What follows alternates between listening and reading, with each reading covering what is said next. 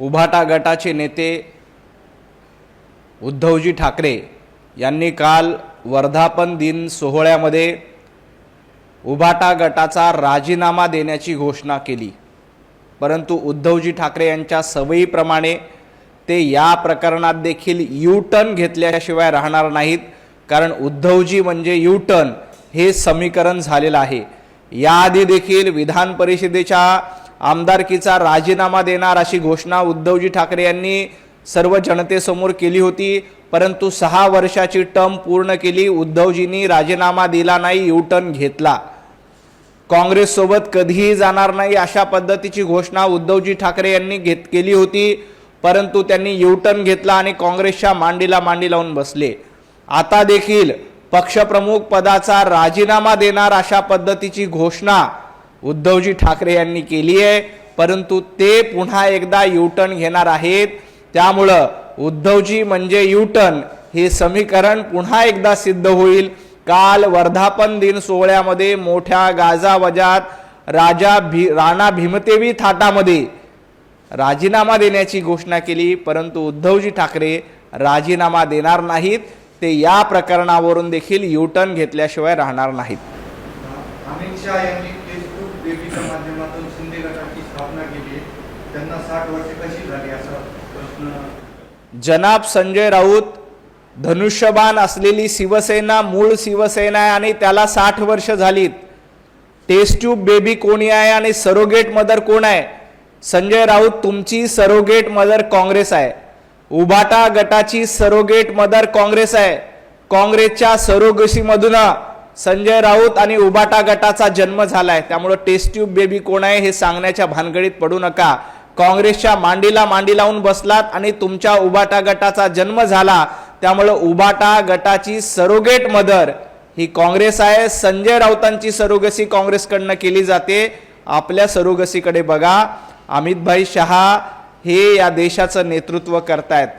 मुळामध्ये मूळ शिवसेना ही एकनाथजी शिंदेची आहे आणि धनुष्यबाण आणि शिवसेना यांचं समीकरण आहे। त्या शिवसेनेला 60 वर्ष पूर्ण झाली, त्याचा वर्धापन दिन एकनाथजी शिंदे यांच्या नेतृत्वामध्ये झाला। उभाटा गटाचा जन्म 4 वर्षापूर्वी झाला, त्यामुळे उभाटा गट ही काँग्रेसचा सरोगेट आहे हे त्यांनी लक्षात ठेवलं पाहिजे। शिंदे गटाचा डीएनए चेक करावा लागेल असं पण भाष्य। शिंदे गटाचा आणि शिवसेनेचा डीएनए हा हिंदुत्ववादाचा डीएनए आहे। बाळासाहेब ठाकरे यांच्या विचाराचा डीएनए हा शिवसेनेचा डीएनए आहे। संजय राऊत तुमचा डीएनए कुठला आहे? तुमचा डीएनए औरंगजेब आणि अफजल खान फॅन क्लबचा आहे। तुमचा डीएनए आता पाकिस्तान धार्जिना झालाय, कारण तुम्ही पाकिस्तानचा उदो उदो करतायत, पाकिस्तानच्या दाढ्या कुरवळताय। त्यामुळे आधी तुमचा डीएनए चेक करा। शिवसेनेचा डीएनए हा हिंदुत्ववादाचा डीएनए आहे आणि वंदनीय हिंदू हृदय सम्राट बाळासाहेब ठाकरे यांच्या विचाराचा डीएनए आहे। कालच्या सभेमध्ये संजय राऊत यांना भाषण करता आलं नाही, तर ते म्हणाले की मला वेळ नसल्यामुळे। कालच्या सभेमध्ये आदित्य ठाकरे यांनी उभाटा गटाचा भोंगा संजय राऊत यांना भाषण करू दिलं नाही, त्यामुळं कालच्या सभेमध्ये भोंगा वाजलाच नाही। आदित्य ठाकरे विरुद्ध संजय राऊत हा सामना कालच्या सभेमध्ये बघायला मिळाला। खरं तर संजय राऊत यांना भाषण करायचं होतं, भाषणाची आणि शिव्या देण्याची पूर्ण तयारी संजय राऊत यांनी करून आले होते, परंतु आदित्य ठाकरे यांनी संजय राऊतांना दम दिला आणि सांगितलं की उभाटा गटाच्या मेळाव्यामध्ये भाषण करायचं नाही। त्यामुळं काल संजय राऊतांना भाषणाची संधी मिळाली नाही आणि अशा प्रकारे उभाटा गटाच्या मेळाव्यामध्ये जो भोंगा वाजतो तो भोंगा म्यूट करण्याचं काम आदित्य ठाकरे यांनी केलं। येणाऱ्या काळामध्ये आदित्य ठाकरे हे संजय राऊत यांना आपल्या पक्षाच्या बाहेर नक्की घालवतील, कारण उभाटा गटाची वाताहत संजय राऊतांमुळेच होते। कालच्या सभेमध्ये हा भोंगा वाजला नाही, येणाऱ्या काळामध्ये देखील हा भोंगा म्यूट करण्याचं काम आदित्य ठाकरेंच्या माध्यमातून केलं जाईल। आदित्य ठाकरे विरुद्ध संजय राऊत हा संघर्ष कालच्या वर्धापन दिनाच्या सोहळ्यामध्ये बघायला मिळाला। आमच्याकडे कोल्हे पळाले, त्यांची सुनता केली गेली, हे लोक विकले गेले। आता हे लोक शिंदे गटात घंटा वाजवत बसणार आहे, यांच्या हाती घंटा दिला जाणार। मिळणार आहे अशी टीका संजय राऊत. संजय राऊत, तुमच्या हातामध्ये जनतेने घंटा दिलाय. तुम्ही महापालिकेच्या निवडणूक लढलात, इथं तुम्हाला भोपळा दिला, जिल्हा परिषदेच्या निवडणुकीला भोपळा दिला आणि विधानसभेच्या निवडणुकीत तर उबाटा गट संजय राऊत यांच्या हाती सगळ्यात मोठा घंटा देण्याचं काम महाराष्ट्रातल्या जनतेने दिलंय. तो घंटा वाजवत बसा, कारण महाराष्ट्राने तुम्हाला दुसरं काहीही काम दिलेलं नाही. फक्त रोज सकाळी भोंगा वाजवायचा आणि संध्याकाळी घंटा वाजवायचं, एवढंच काम संजय राऊत आणि उबाटा गटाला शिल्लक आहे. महाराष्ट्रातली जनता सुज्ञ आहे. त्यांना माहीत आहे की देवेंद्रजी फडणवीस हे चांगलं काम करतायत, एकनाथजी शिंदे चांगलं काम करतायत, सुनेत्राताई पवार चांगलं काम करतायत. त्याच्यामुळं त्यांच्या नेतृत्वामध्ये सर्व निवडणुकीमध्ये भारतीय जनता पार्टी आणि महायुतीला यश मिळालं. त्या तुलनेमध्ये महाविकास आघाडीला कुठेही यश मिळालं नाही. त्यांच्या हाती घंटा देण्याचं काम हे महाराष्ट्रातल्या जनतेनं केलेलं आहे. आणि राहिला प्रश्न कोणाला विकत घेतलं, कोण विकल्या गेलंय, संजय राऊत 2019ला सगळ्यात मोठा बाजार तुम्ही मांडला होता. या बाजारामध्ये तुम्ही आपला पक्ष विकायला काढला आणि तो पक्ष काँग्रेसला विकला, काँग्रेसच्या दावणीला बांधला.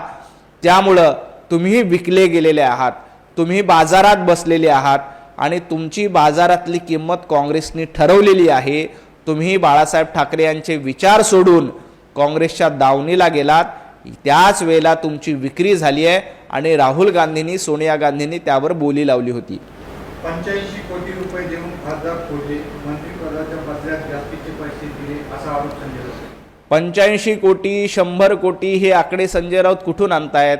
जर पैशानी खासदार, आमदार विकत घेता येत असले तर कोविडच्या काळामध्ये उद्धवजी ठाकरे, संजय राऊत यांच्या सरकारने दररोज 100 कोटी या हिशोबाने 90,000 कोटी रुपये कमवले. या 90,000 कोटी रुपयांमधनं तुमच्या किती खासदारांना विकत घेता येऊ शकलं असतं? देशभरातील 300 खासदार तुम्ही या 90,000 कोटी रुपयाच्या जीवावर विकत घेऊ शकला असतात. आणि तुम्ही आमिष दाखवून विकत घेण्याचा प्रयत्न देखील केला, परंतु तुमची वैचारिक सुन्नता झाली असल्यामुळे तुम्हाला हे आमदार, खासदार विकत घेता येणार नाहीत. पैशाने माणसं विकत घेता येत नाहीत. त्यासाठी वैचारिक वारसा लागतो, वैचारिक अधिष्ठान लागतं. विचारांची लढाई लढणारे माणसं आहेत. तुमच्यासारखं पैशावर लढणारे आणि फक्त इन्कमिंग करणारी ही माणसं नाहीत. हे संजय राऊतांनी लक्षात घ्यावं. शिंदे गटातील सगळे भाग्य आहेत, त्यासाठी आई बाप एक असावं लागतात अशी टीका संजय राऊत. संजय राऊत, रोज सकाळी 9 वाजता बांग देणारे तुम्ही आणि लोकांना तुम्ही भांडगे म्हणता. तुम्ही रोज सकाळी उठून बांग देण्याचं काम करता. बाडगे कोण आहेत ते महाराष्ट्राने बघितलंय. ज्यांनी हिंदुत्ववादाचे विचार सोडले ते खरे बाडगे असतात. ज्यांनी आपले विचार विकून काँग्रेसच्या दावणीला पक्ष बांधला ते खरे बाडगे असतात. त्यामुळे तुमचं बाडगेपणा हा महाराष्ट्राने बघितलाय आणि तुमच्या या बाडगेपणाला कंटाळूनच महाराष्ट्रातल्या जनतेनं तुम्हाला घरी बसवलंय, तुम्हाला सपशेल नाकारलंय. त्याकडे जरा लक्ष द्या. गरज संपली की शिंदे गटाला उकिरड्यावर फेकले जाईल असा टोला संजय राऊत. उकिरडा आणि गाढवांचा जास्त संबंध असतो आणि भांडूपमध्ये गाढव नाका आहे. संजय राऊत, तुमच्या घरापासून जवळच गाढव नाका आहे. त्यामुळं तुम्ही असा रोज उठून गाढवपणा करत असता आणि उकिरड्याची भाषा करता. तुमचा हा गाढवपणा महाराष्ट्र बघतोय. उकिरड्यावर कोण जातंय, गाढव नाक्यावर कोण जातंय, गाढव नाक्यावरून कोण पत्रकार परिषद घेते, याची इत्थंभूत माहिती महाराष्ट्राला आहे. वापरा आणि फेकून द्या ही रणनीती काँग्रेसची आहे, भारतीय जनता पार्टीची नाही. काँग्रेस तुम्हाला वापरून फेकून देणार आहे. काँग्रेस तुम्हाला यूज अँड थ्रो करणार आहे. त्याकडे लक्ष द्या. उद्धवजी ठाकरे यांचा पक्ष काँग्रेसमध्ये विलीन करण्याचा प्रयत्न संजय राऊत तुमचा आहे आणि त्यासाठी तुम्ही सुपारी घेतली आहे. त्यामुळं काँग्रेस तुमचा वापर करून टाकून देणार आहे, त्याची चिंता करा. एकनाथजी शिंदे हे नेतृत्व करण्यासाठी सक्षम आहेत. महायुतीचे घटक आहेत, NDAचे घटक आहेत. तुम्हाला मात्र कुणीही विचारत नाही. तुमची जागा ही भांडूपच्या गाढव नाक्यावर आहे. हे महाराष्ट्रातल्या जनतेनं सिद्ध केलंय. आजच्या सामन्यात अग्रलेखातून गिरीश महाजन यांच्यावर टीका करण्यात आली. त्यांचा उल्लेख मावशी असा करतात. संजय राऊत, गिरीश महाजन यांचा उल्लेख मावशी करताना तुम्हाला थोडीशी लाज वाटली पाहिजे. तुम्ही स्वतः नटरंग आणि नाचाची भूमिका बजावता.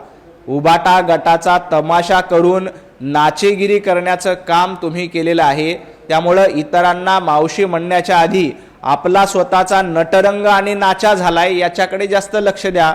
उबाटा गटाचा पूर्ण तमाशा करून नटरंग आणि नाचाची भूमिका उद्धवजी ठाकरे संजय राऊत अतिशय चांगल्या पद्धतीनं वठवतायत आणि संजय राऊत हे नाचाच्या भूमिकेमध्ये आणि नटरंगाच्या भूमिकेमध्ये आहेत हे महाराष्ट्राने ओळखलेले आहेत। तुम्ही तुमची नाचाची आणि नटरंगाची भूमिका व्यवस्थित करा। गिरीश महाजनांवर टीका करण्याचा तुम्हाला अधिकार नाही। महाराष्ट्रातल्या जनतेनं तुम्हाला नटरंग आणि नाचा ठरवलेला आहे। एबीपी माझा, उघडा डोळे बघा नीट।